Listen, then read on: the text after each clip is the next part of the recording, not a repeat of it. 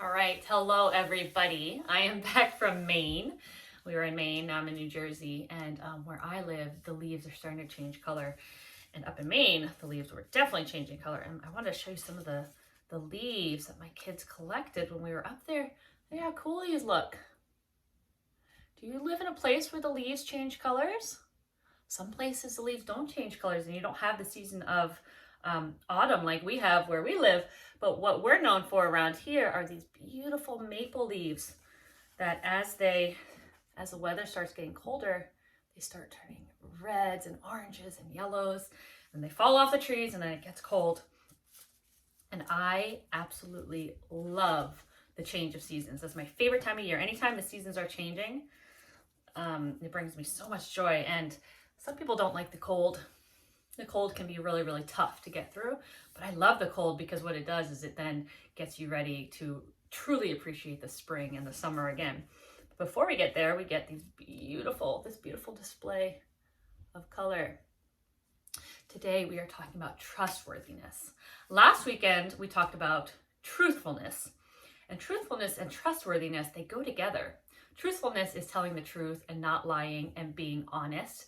Trustworthiness is the same, except it has to do with other people as well. So if you're a trustworthy person, that means that somebody else can trust you, and they know that if you say you're going to do something, you're going to do it.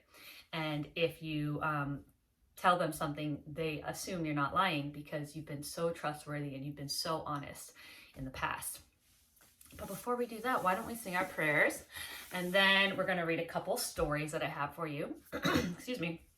And then I have a story about a man who used to deliver mail for Baha'u'llah and Abdul Baha, because he's an example of someone who is so trustworthy. And then I thought I would show you how to make some secret letters. 3 different ways. 2 of the ways you're going to need help from your parents, and 1 of the ways you can completely do on your own. Okay, so let's start with We Are Drops and Oh God Guide Me, and So Powerful.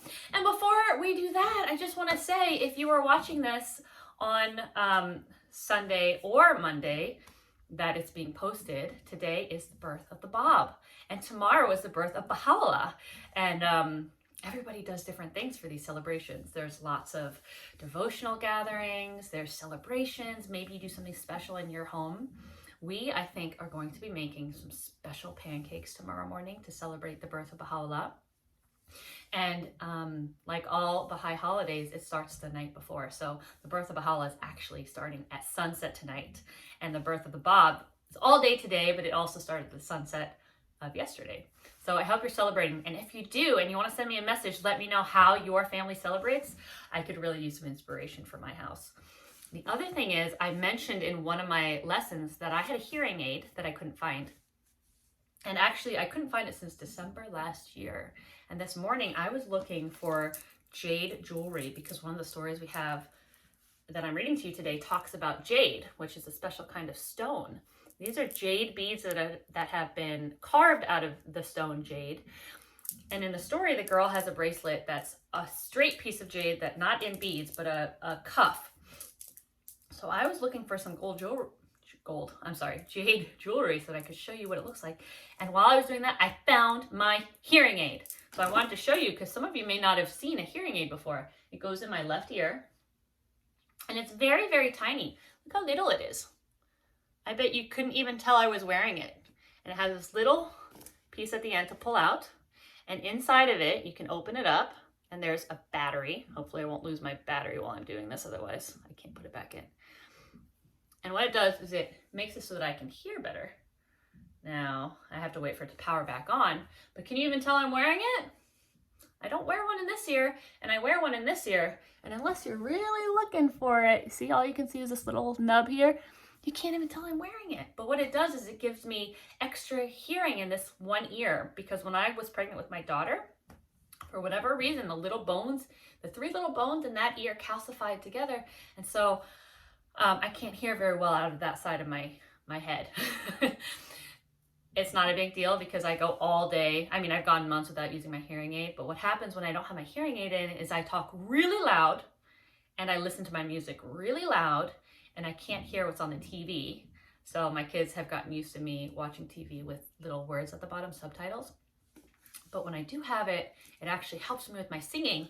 And it also helps me be able to tell where sound is coming from. Because when you can only hear out of one ear very well, things bounce and sound different and you can't really tell where things are coming from. So when I lose my phone and it's ringing, I can't often find it unless I have help from my kids. So today I have my hearing aid in, and there's a little button on the side that allows me to change the settings on it. So I'm going to change the settings and we're going to sing. And maybe my singing will be better this week because I'll be actually wearing my hearing aid, which I had lost for about 9 months. Cool? Okay. And some people, I bet some of you might have hearing aids and some of you might have glasses. Some of you might have braces. Some of you might use crutches or a wheelchair. They're all just things to help us do things a little bit better than our bodies might be able to do it on its own. So here we go. We're going to sing We Are Drops, and then we're going to sing then we're going to sing Oh God Guide Me, so powerful. And then let's sing Blessed is the Spot today. Does that sound okay? Okay, so let's start with We Are Drops. Call and response. You can repeat after me, or you can sing my part with me if you want. It's your choice. We are drops of one ocean. We are waves of one sea. Come and join us in our quest for unity. It's a way of life for you and me. We are flowers of one garden. We are leaves of one tree, Come and join us in our quest for unity. It's a way of life for you and me. All the earth is one country. Man is one. Can't you see? Come and join us in our quest for unity. It's a way of life for you and me. Okay, now we're gonna sing Oh God Guide Me. So we'll get it. Fingers ready? We go. Oh God, guide me, protect me, make of me a shining lamp and a brilliant star. Thou art the mighty and the powerful. One more time. Oh God, guide me, protect me, make of me a shining lamp and a brilliant star. Thou art the mighty and the powerful. Okay, let me see your muscles. Oh, I like strong muscles. Let me see your strong muscles. I see them. They look so good. Okay. So powerful. So powerful is a light of unity. So powerful. So powerful is a light of unity that it can illuminate the whole earth. That it can illuminate the whole earth. Now I know we sing the end of that wrong, or maybe we just sing it in our own special way. It's actually supposed to be as you're going, oh, I think, like that instead of straight like we do it. But that's okay. We can do whatever we want because the words are correct. So now we're going to sing Blessed is the Spot. And then we're going to talk about trustworthiness. Here we go. We put our fingers on our bottom lips. Take a deep breath. Ooh. Blessed is the spot and the house and the place and the city and the heart and the mountain and the refuge and the cave and the valley and the land and the sea and the island and the meadow, where mention of God hath been made and his praise glorified. Ooh.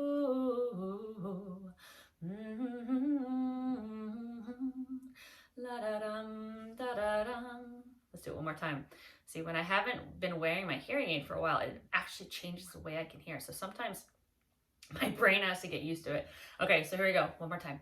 Blessed is the spot and the house and the place and the city and the heart and the mountain and the refuge and the cave and the valley and the land and the sea and the island and the meadow, where mention of God hath been made and his praise glorified.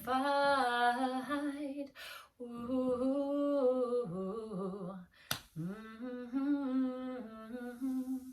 La da dum da da da. Okay, thank you for singing with me. So now we're going to be talking about trustworthiness. We talked about truthfulness last week. We're talking about trustworthiness this week. Now, here we go. This is inspired by Ruhi Book 3, Grade 1, Lesson... Oh no, I've lost my lesson. Lesson 19. You guys are so good. You're so patient with me. So the quote today is, trustworthiness is the greatest portal leading unto the tranquility and security of the people. And I forgot to write it down for you. I am so sorry. So I'm going to say that again. Trustworthiness is the greatest portal. So a portal is something you go through. It's like a door. A portal of a house would be a door. A portal of a submarine would be the door that you go through. The greatest portal leading unto the tranquility. Tranquility means calm and quiet. If you're by a lake, a tranquil lake or a tranquil stream, it's quiet, it's peaceful, you feel tranquil. And security of the people. Security means you feel safe. So trustworthiness is the greatest portal leading to the tranquility, the peacefulness, and the security, the safety of people. Trustworthiness. So one of the greatest qualities in the sight of God is trustworthiness. A trustworthy person is truthful and honest and can be counted on to keep his or her word. That means when you say you're going to do something, you mean. When you say you're going to do something, you do it. We should not say one thing, but do another. Our actions should always reflect our words. If we say we're going to do something, we should do it.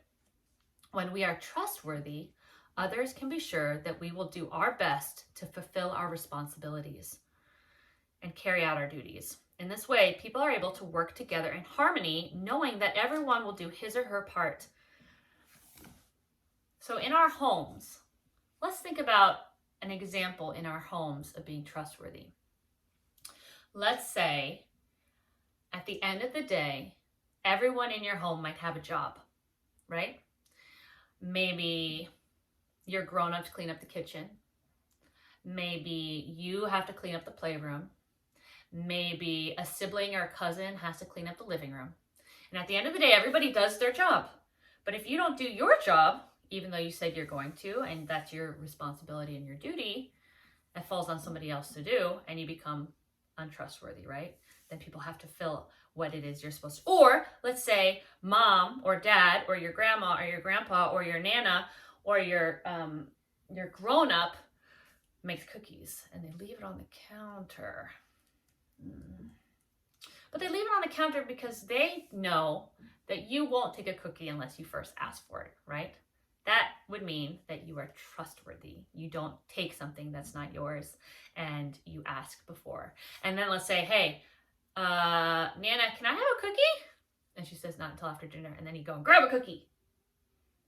Do you think that your Nana can trust you to leave the cookies on the counter? No, not so much, huh? So we want to be trustworthy individuals, which means that when we say we're going to do something or we say we're not going to do something, we actually follow through with what we say we are or are not going to do. And it could also mean somebody tells you something that is sensitive. Not a secret. In our house, we don't keep secrets. Sometimes we keep surprises, though, if it's somebody's birthday and we're going to get them balloons and we have a gift for them, but we want it to be a surprise, then we promise the other people that in our family that we're not going to give away what it is that we're getting this other person because we want them to be surprised. So there are all different ways that we can be trustworthy. We can be trustworthy in our actions. We can be trustworthy in the way we speak and keep things from people. Not keep things from people, that sounds wrong. Let's see. You know what I mean? Like keeping surprises from people, or if somebody tells you something about somebody else and it's not your place to talk about it, you can be trustworthy in that you don't spread gossip, you don't spread rumors, right? Okay, so I'm going to read you a couple stories, and then I'm going to read you this story about Saeed Muhammad Taqi Mashhadi. I hope I'm saying that just slightly right. But before we do, I'm going to read you some other books. This one's called Wilfred. This book was given to my son when he turned 2 years old by my best friend, who also happens to be my cousin. And it's by Ryan Higgins. I'm going to get nice and close so that you guys can see it. I'm not wearing my watch today, so I got to keep track of time here. Our story begins in a faraway place where there once lived a lonesome giant named Wilfred. Lonesome means doesn't have any friends, right? All alone. Wilfred was humongous and hairy. And the things that he wanted most of all in the whole wide world was a friend. One day, Wilfred came across a little town with little people in it. These little people were very unusual. They didn't have a single hair on their head, not even the ladies. In this odd little town, there were little bald children playing. Wilfred wanted to join them. Here he is. Hi. So he did. And they all ran away. Monster! All except one brave little boy who said to the big hairy giant, "Sit." And Wilfred did. Said the boy, "Stand on one foot." And Wilfred did. Play golf. And Wilfred did. Play the ukulele. And Wilfred did. Do my math homework. Yeah, Wilfred did. But it says 3 + 4 = fish. That's not right. 9 - 5 = 13/60. Nope. 2 × 2 = 22? No, he did the math homework. He didn't do it right. But he still did it. Reenact the Battle of Waterloo. And Wilfred did. The little boy and the big hairy giant had so much fun that they decided Wilfred would come back the very next day. Oh, they became fast friends. They became friends so quickly. Meanwhile, the little bald townspeople watched as the big hairy giant lumbered away. They wanted hair too, and with winter coming fast, they wanted it soon. So the little bald people in the little bald town came up with a big and nasty idea. What do you think they said to Wilfred here? When Wilfred came back the next day, a few of the little bald people stopped him and told him that big hairy monsters were not allowed in their little bald town. And if he wanted to visit, he'd have to stop being big or to stop being hairy. Since Wilfred couldn't stop being big, the only thing left for him to do was to stop being hairy. So the little bald people said he should let them cut off his hair. And Wilfred did. Now let's stop here for a second. Do you think that these little bald people are being truthful and honest in saying that monsters weren't allowed in their town? Big monsters weren't allowed in their town. So he either had to be little or he had to be hairless. Does that seem fair? No. Does that seem just? No. Does that seem like they're telling the truth? Absolutely not. So these little bald people are not trustworthy. But Wilfred still let them cut off his hair because he doesn't know any better. He's innocent and naive. Without his hair, poor Wilfred was too cold to play with the little boy. Instead, the big hairless giant went back to his cave. He's trying to keep warm, huh? He doesn't have enough hair now to stay warm in the snow. Winter came early, and the snow piled up on the ground, while the little boy waited day after day for the big hairy giant to return. But Wilfred did not come back. The little boy couldn't understand why. How do you think he's feeling? You see his mouth? See his eyebrows? He looks upset and sad, right? He's saying, where is he? Is he okay? Until one afternoon, trudging back into town, he was met with a big, hairy surprise. Some of the little bald people in his little bald town were not bald anymore. They had wigs. When the boy asked where they had gotten all that hair, they replied, just from some big, hairy monster. Oh no, without his hair, the giant would freeze. The little boy had to help him. He ran back home where he made giant mittens out of his blankets. He cares so much for Wilfred. Then the boy went to find Wilfred. Look how big those mittens are. They're as big as he is almost. That night a blizzard rolled in with great blustery gusts and tossed the boy about like a little bald snowflake and carried away his giant mittens. In the face of disaster and the danger of frostbite, the boy tried to stay calm. It's very scary. The snow fell and the winds blew through the night, and the next morning the town awoke minus one tiny member. The boy was missing. The town sent out a search committee. They looked and they looked and they looked for the lost little boy, and what did they find? Who is this over here?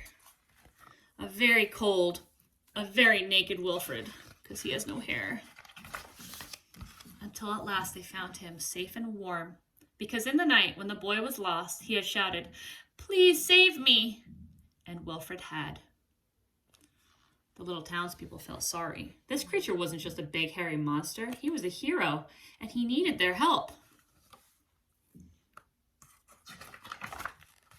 They covered Wilfred in blankets and made a big fire to help him get warm. Then they took all their wigs and sewed them back together. Trying to warm him up. They realized how wrong it was. Into a great, big, hairy suit for Wilfred to wear. He put his hair all back on. And that's how Wilfred came to have a zipper, a smile, and a very best friend. And here they are at the end, doing all kinds of fun stuff together. I love that last one. Okay, so the townspeople in this book, were they trustworthy? Did they go to Wilfred and say, you either have to stop being big or stop being hairy because you're not allowed in this town if you're one or the other? Were they telling the truth? No, they were not being trustworthy. But you know, the thing about this friendship between Wilfred and the little boy is they could trust in each other, right? They could trust. The little boy knew that no matter what he asked of Wilfred, Wilfred would do. And sometimes when someone is willing to do anything for you, it means if you truly love that other person, you're not going to take advantage of them. So the little boy knew that Wilfred would do anything for him, but he wasn't going to take advantage of he wasn't going to take advantage of that relationship. And so the little boy was trustworthy also. Do you agree? Do you think he was trustworthy? Do you think he would do anything to harm Wilfred? No. Okay, and this other book we're going to read is called Yoon and the Jade Bracelet. This one's covered in plastic, and I ordered it online, but I guess it came from a library. So sometimes when libraries don't have as many, when they're switching out their books, they sell them. So lucky me, because I love the pictures in this book. This is called Yoon and the Jade Bracelet by Helen Rekorvitz. And this is Yoon. And do you see what she has on her wrist? She has a bracelet. It's made out of jade, which is a type of stone. And like I was showing you before, I have this jade necklace. I don't remember where I got this actually. Very heavy. So these are jade beads. And this is a dark jade. Jade comes in all kinds of different colors because different shades of green, because they're stones from the ground. And hers is a light green and this is a dark green. So, but this is the type of stone it is. Sometimes jade is carved into all kinds of different designs and patterns or beads. Hers was a solid piece of jade that was carved into a bracelet. And so this bracelet that she is wearing only fits over her wrist because she's the perfect size for it.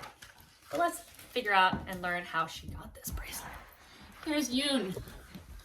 Isn't she beautiful? I love the illustrations. My name is Yoon. I came here from Korea, a country far away.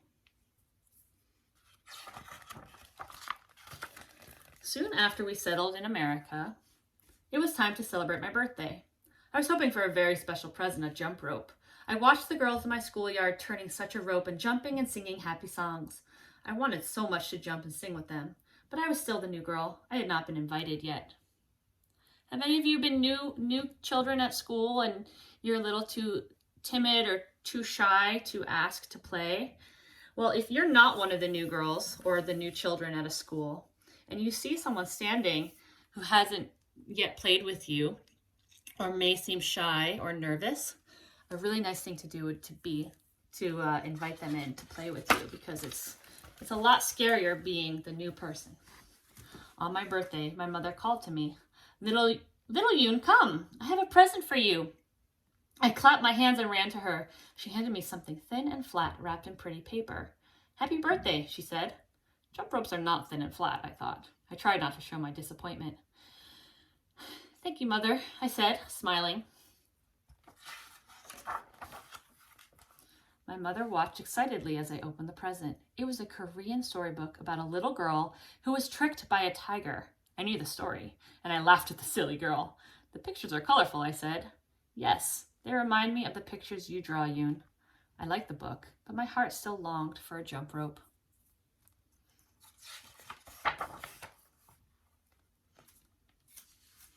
And here's another surprise, my mother said as she handed me a lovely box. Inside was a pale green bracelet.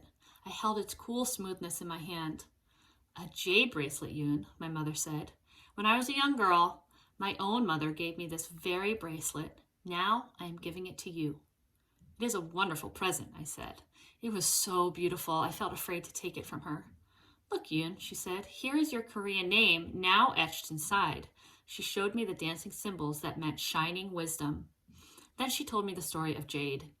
Jade is a stone from the earth, but it is called the gem of the heavens. Green is a color of happiness and hope, and it is said that wearing jade will bring you good luck. It is the symbol of truth and friendship. A precious gem for a precious daughter. My mother slipped the bracelet onto my wrist. A very special bracelet. At lunchtime the next day at school, I sat at the end of the table. An older girl from another class sat down beside me. Oh, look, she said, you're wearing such a pretty bracelet. Thank you, I said. You're alone today. I'll be your friend. Would you like to play jump rope with me? The other girl asked. Jump rope? Oh, yes, yes, I answered. Good, I'll teach you. We will have fun. Yes, I said, smiling at my new friend. Jump rope.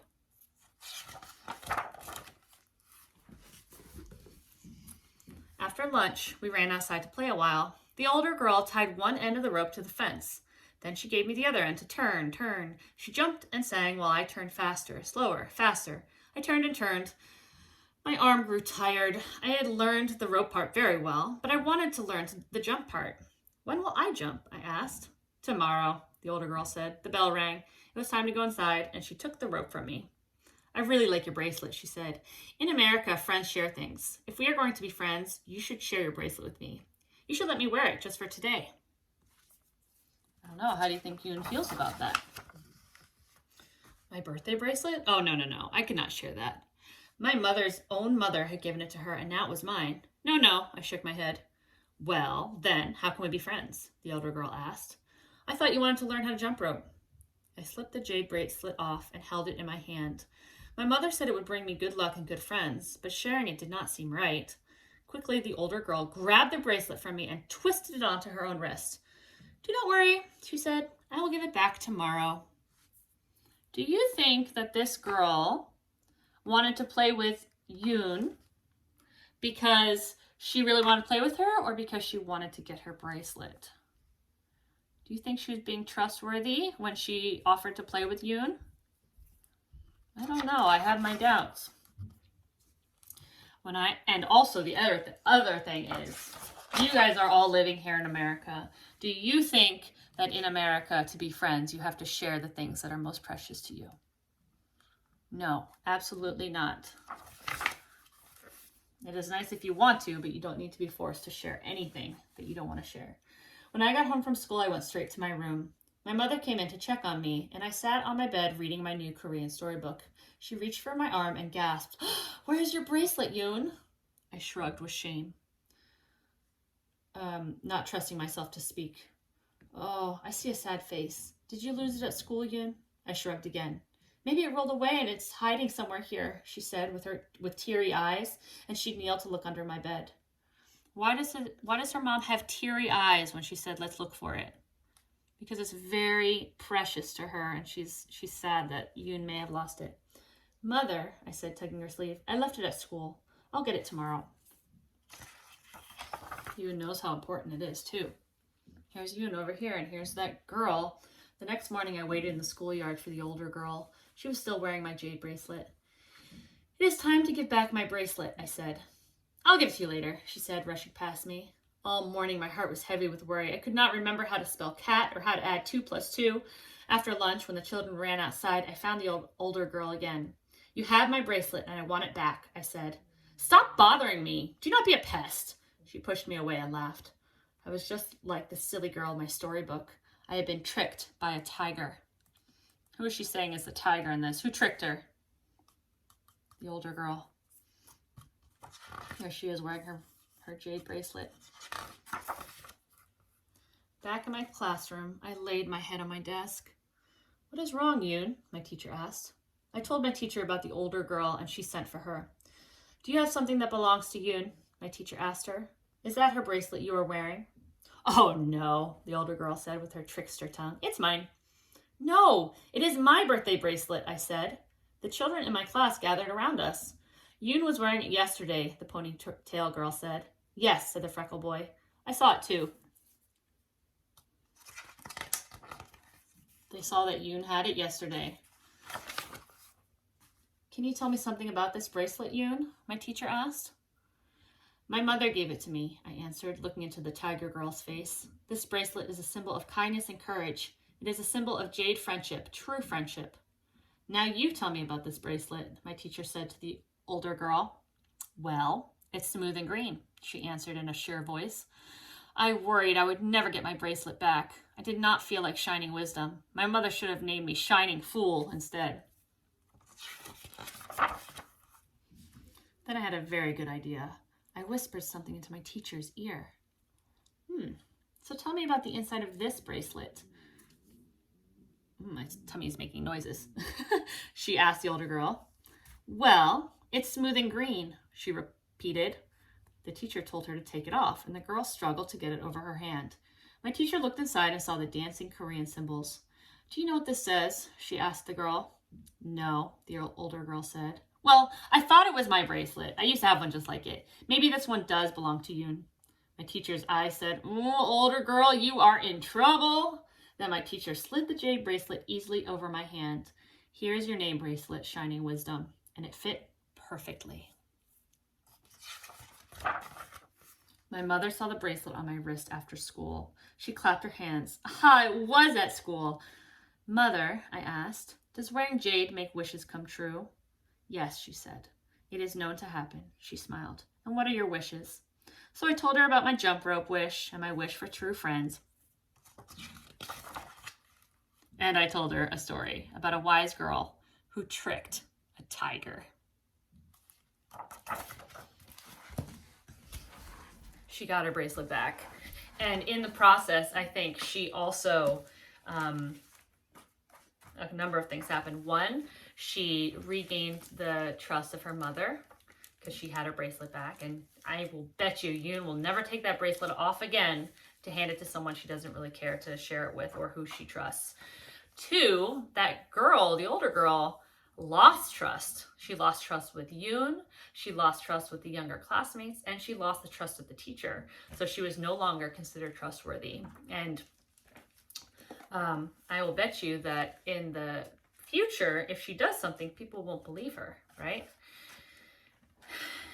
And the last thing is her teacher actually gained trust in Yoon because Yoon was honest and she was truthful and she was just and she was courageous in how she tried to get the bracelet back, right? First she asked for it a couple of times and the girl brushed her off, and then the teacher came to her and she was truthful and honest about it. So truthfulness is so important because if we have the trust of other people, it means that we can work together without having to worry about whether or not we can trust or rely on other people. And we need to be able to rely on other people to feel safe and to feel secure and to develop deep relationships.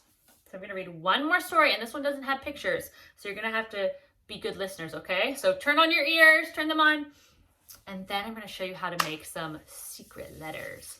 Okay, here we go. So this story, years ago in the early days of the Bahá'í faith, There were only a small number of Baha'is, not like there are today. We have so many more Baha'is all over the world.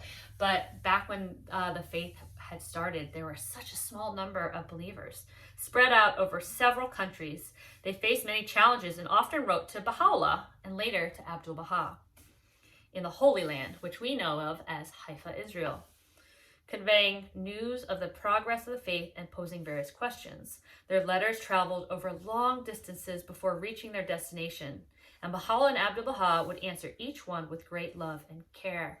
Now, when these letters were being shipped or mailed back during Abdu'l-Baha and Baha'u'llah's time, we didn't have the internet, we didn't have email, we didn't even have airplanes, we didn't have cars, really. Cars came around a little bit later, like during Abdu'l-Baha's time. We didn't have, I'm sure there were trains at some point, but I can't even remember in terms of the history of it. But the point is that if you were to send a letter, let's say from the US where I live, some of you don't live in the US, from the US to Israel, you'd have to send it by someone riding a horse, someone walking, then it would get to the coast and you have to put it on a ship, and the ship would take months to get across the ocean. And then on the other side, it would have to be picked up by somebody there and physically carried to the people that you want to deliver it to. So sending a letter or a package took forever compared to how it takes now. Now in the US, we have airplanes and we have cars and we have boats and we have electronic emails, and it takes seconds. So this was a big deal because someone might be waiting months to receive a letter from somebody instead of days. Now we can ship something within hours to the other side of the world. It's amazing. Okay. The beautiful verses that flowed from their pens were as precious gifts to the believers that received them. Their words of encouragement strengthened those early Baha'is and cheered their hearts. And so it was crucial that this stream of communication not be disrupted, which means not be broken or delayed. During one of the darkest periods in the history of the faith, its enemies rose up against Abdu'l-Baha. Jealous of his growing influence, they hoped to bring about his exile, which means to kick him out, or worse still, his execution, which is to kill him. Spies were planted all around his house, and he was kept under constant watch. How pleased his enemies would have been if they could have stopped the flow of correspondence and broken the link between Abdu'l-Baha and the devoted friends, the other believers. How much more if they could have stolen some document that could be used to mislead the authorities. Abdu'l-Baha, however, was not deterred, which means he wasn't turned away from what he wanted to do. He could often be seen late into the night writing by the light of his lamp, because remember, there's no electricity yet, so he had to use a candle or a lamp. For he had ensured a secure means for the receipt and dispatch of mail, a task that could only be given to the most trusted of believers. So if he wanted to make sure it got to who he wanted it to get to, he had to trust the person who was going to be delivering it. There lived in the area a man named Sayyid Muhammad Taqi Manshadi. He had come from Persia, where he was fairly young, when he was fairly young, and had established a small business in Haifa. There he welcomed to his home the many friends who visited the Holy Land. He helped them in making travel arrangements and became known for his unwavering reliability, which means if he said he was going to do something, he did it. There was no question. So dependable was he that his home had become a center through which passed nearly all of the mail for the Baha'is of the Holy Land and the responses sent abroad. Everyone knew that he could be trusted to make sure each piece of mail was delivered promptly and securely. So they knew that if they wanted to get something delivered to somebody else in a timely manner and without it being intercepted by people who would hurt Abdu'l-Baha, they could give it to this man. Of course, the enemies of the faith knew this as well.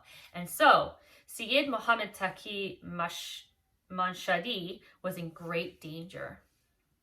Abdu'l-Baha could see that they would use every means possible to harm the cause. They would no doubt try to intercept the mail, which means get the mail before he did. And Muhammad Taqi would soon become the target of their schemings. So what do you think Abdu'l-Baha did? What do you think he did to protect him?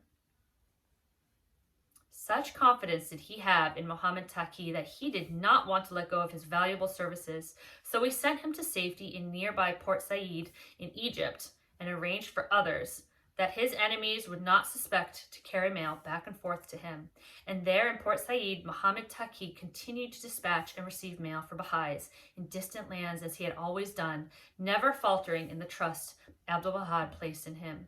So it was that even in the darkest of times, the light of guidance that shone forth from the Holy Lands continued to reach the friends in the most remote places. I just love this story because have you ever met someone that you could trust with anything? You could trust them. You just have such a trust for them that you could... I feel this way about my children, right? So I have little kids at home. I know you guys are little kids, and I'm sure your parents feel this way too. And maybe you feel this way towards your parents, because I'm sure my children, I hope my children trust me to do whatever that they feel is right to take care of them. But as a mother and as a parent, I don't trust a lot of people with my children. And there are certain people in my life that I feel are so trustworthy that I would trust them with my most valuable things, which are my children. And I know that they have the best interest in mind. I know that they're going to make good decisions. I know that they will not let me down in terms of their trustworthiness. And I hope that you know people like that in your life too. And also that hopefully you are that kind of person in somebody else's life where other people can trust you to do what you feel is right out of love for other people and by using your virtues. Those are all of our stories for today. Thank you for being so patient. Now we're going to do the fun part, which is we're going to learn how to write secret messages. Okay. Now I have 3 different ways you can do this. The first 2 ways are very messy or dangerous. So have a grown-up help you. Okay. So the first way I want to show you, and I'm actually not going to do this on camera because I did it downstairs and I almost stained my countertop. The first way I'm going to show you is you can use baking soda, which looks like this. Mine is like a freezer kind, I had to cut a hole into. But basically, baking soda mixed with a little bit of water, and then you take a paintbrush and you paint it onto a piece of paper, your message. So my message says, "Top secret message. Thank you for being such a great friend. I love you." So when I had painted it on this piece of white paper and then I let it dry, it was pretty much invisible. You couldn't really see it. Then what I did is I took some turmeric. Now this stuff, I work with art supplies all the time. Sharpies, paints, acrylics, whatever. Turmeric powder, by far, is the ultimate stainer. There are very few things that stain worse than turmeric. So, parents, if you're doing this, make sure you're doing it in a place where you're not going to stain anything. Clothing, counters, carpets, you name it. So you mix the turmeric powder with a little bit of rubbing alcohol. If you have it, I know rubbing alcohol right now is a hot commodity. You might be able to do it with water too. I didn't try it. But if you mix it, the turmeric with a little bit of rubbing alcohol and paint it over your message that you wrote in baking soda, it will turn the message red. How cool is that, right? So the turmeric powder naturally is yellow, but it has a chemical reaction where it turns the baking powder red. Really, it's probably the turmeric that's turning into red. That's one way, the first way, and that's probably the messiest way. The second way is we can take lemon juice. So here's lemon juice, right? Take half a lemon, squeeze it into a cup, use a paintbrush, and you can paint a letter onto a piece of paper. You can kind of see it, but it's still kind of hard to read. And then what we're going to do, and this is the part that you need a grown-up for because this can be very dangerous. We're going to take a candle, or you can use, if you have a glass top stove, I only have a gas stove, so I can't do it on there, but you can use a hair dryer. I tried earlier today to use an iron. It didn't really work. But what we're going to do is, I'm going to put this down so you can see. All right. See my message here? This can only be done with a grown-up. And I'm going to put my hair up so I don't light my face on fire. We're going to warm up our letter like this. And what it will do is it will actually, I don't want to put it out. It will actually start to, where I painted the lemon juice, will start to get darker. Now again, this is only for grown-ups to do, okay? This is a project for you to do with your grown-ups. I don't want to see anybody using fire without their grown-ups. Okay. And what it does is you'll start to see the letter. Now the most important part is that you don't light your house on fire, okay? This takes a little bit of time and quite a bit of patience, huh?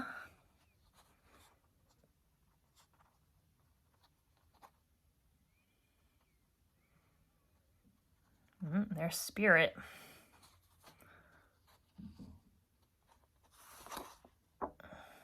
Thank you for being so patient, you guys. And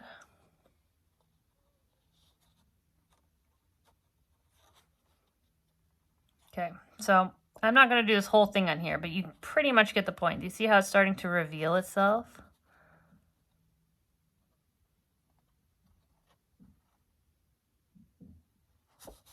If you would like, I will post what this says on my Instagram page so that you can actually see what the letter says. Okay, you get the point. So that's how you do it with the lemon juice and the fire. It will reveal the letter. So those are the first two we did. We did turmeric powder and baking soda, lemon juice and fire. And the very last way, which is the most kid-friendly, is if you have a white crayon. This is a pastel because I couldn't find any crayons. This is a wax pastel. It works best with wax. So either a crayon or a pastel, a wax pastel. You're going to write a letter on a piece of paper like I've done here. Top secret. Okay? And then I'm going to show you what it looks like when I paint over it. So what I might write on here, if I brought up okay, I have a marker here. I'm going to say, at the top of my letter to whoever I'm writing a letter to, I'm going to write, I can't do this upside down, so I'm going to do it sideways for you guys. I'm going to say, top secret message. Paint with watercolor. Paint with watercolor to reveal. All right, so we're gonna paint this with some watercolor. And since I'm on my carpet, I'm gonna actually put a bag underneath here. Okay, ready? Let's see what this says. So I'm using, oh man, of course I got it on my carpet. I'm using a little bit of tempera paint here. You can use anything that's water-based, so watercolor, tempera. Don't use acrylic. And here we go. We're just gonna paint over it. See what it says. Top secret message. I think you're wonderful. I do. And I'm so glad you're in my life. What do you think about that? Pretty cool, huh? Some hearts here. Neato Frito Cheeto, right? There you go. So that is the easiest way and the most kid-friendly way to write a secret message. Now, I'm sending some messages to a couple of the kids in my virtue class. Here's one. This one's going to Walden. Can you see? And I'm putting the letter in, not painted. I'm just putting it in with the writing. And then I'm writing at the top, top secret message, paint with watercolor to reveal. And then they'll get the letter once it's painted over. So that's something that you can do with your friends if you like. You can send it to family members. You could send it to friends. You can send it to cousins. You could send it to someone within your own family if you want. And let me know which one you do. If you're going to do the first two, make sure you have a grown-up helping you. This last one is perfect to do on your own. All right? So I will see you next week. Happy birth of the Bab and birth of Baha'u'llah. And I'll talk to you soon. Bye.